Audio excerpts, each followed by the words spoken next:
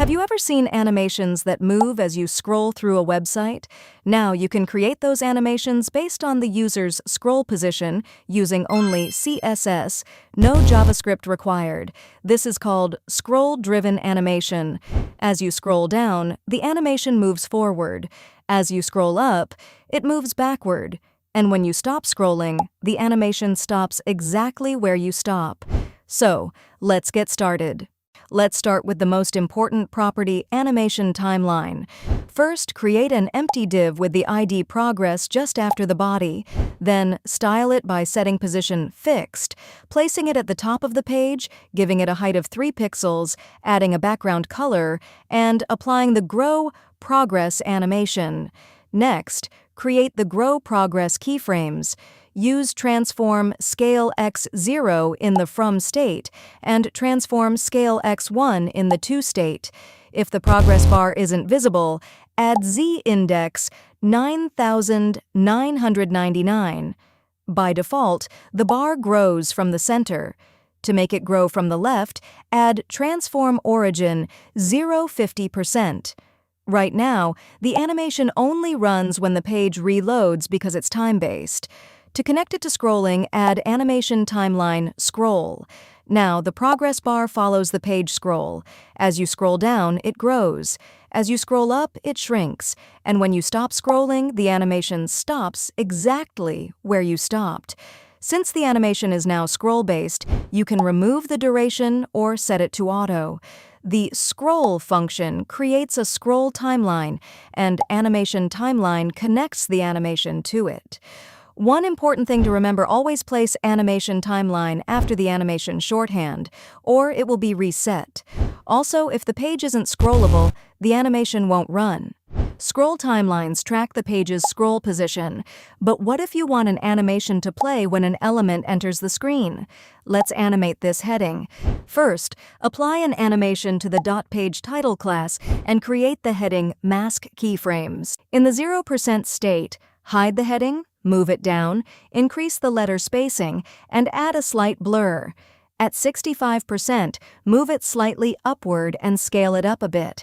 Then, in the 100% state, make the heading fully visible. Return it to its original position, reset the letter spacing, and remove the blur. Right now, the animation runs based on time. You might think animation timeline scroll will fix it, but it tracks the page scroll, not the element. Instead, use animation timeline view.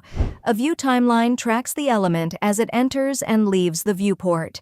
As the heading comes into view, the animation plays. When you scroll back up, it automatically reverses.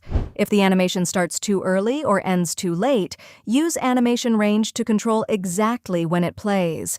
For example, animation range entry 0% cover 60%. This starts the animation when the element enters the viewport and finishes when it's about 60% visible. Remember, animation range only works with a scroll or view timeline.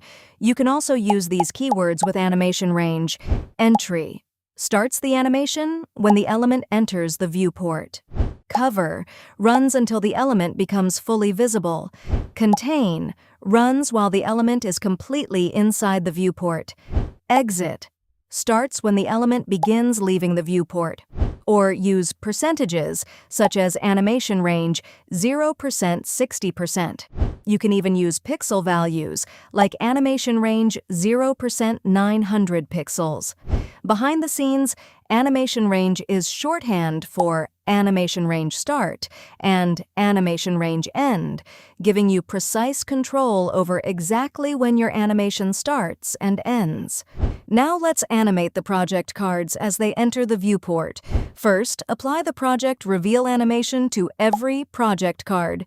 Next, create the project reveal keyframes. In the from state, hide the card, move it down, rotate it in 3D, scale it down, and add a slight blur. Around 60%, slightly scale the card up and reduce the rotation. Then, in the to state, make the card fully visible, remove all transforms, and remove the blur. Now connect the animation to a view timeline using animation timeline view. Next, use animation range to control when each card animates. By default, all the cards start and finish at the same time. To create a staggered effect, give each card a different animation range. The first card uses entry 0% cover 30%. The second uses entry 10% cover 40%. And the third uses entry 20% cover 50%. Now the cards animate one after another as you scroll, creating a smooth, modern, scroll-driven animation using only CSS. Perfect! Our About image now starts animating when it reaches 10% of the viewport and finishes when it's 50% visible. That looks much smoother and more natural. Next, apply the same animation to the About content so both elements reveal together. Looks great, but we can make it even better. Instead of animating all the cards at once, let's create a staggered effect by giving each card a different animation range. Now, as you scroll, the service cards appear one after another, creating a smooth, modern, and professional reveal effect. On real websites, multiple elements often need to animate with the same scroll progress. Instead of creating a separate timeline for each element, we can use a named timeline. Here, the About image, About content, and value cards all belong to the same parent, the About section. First, create a named timeline on the parent using View Timeline -- About block. Here, -- About is just the timeline name, similar to a CSS custom property. Then connect each child element to that timeline with Animation Timeline, About. Now all of these elements share the same scroll timeline and animate together as you scroll. You can use the same technique in other sections too. For example, let's create a named timeline for the Services section. For the .page title, I'm using Animation Timeline View instead of a named timeline because it belongs to a different parent. Named timelines are created on a parent element and can only be used by its child elements. Since the .page title isn't a child of that parent, View is the right choice. And that's it. We now have a smooth, modern website with impressive scroll-driven animations, all built with pure CSS and no JavaScript.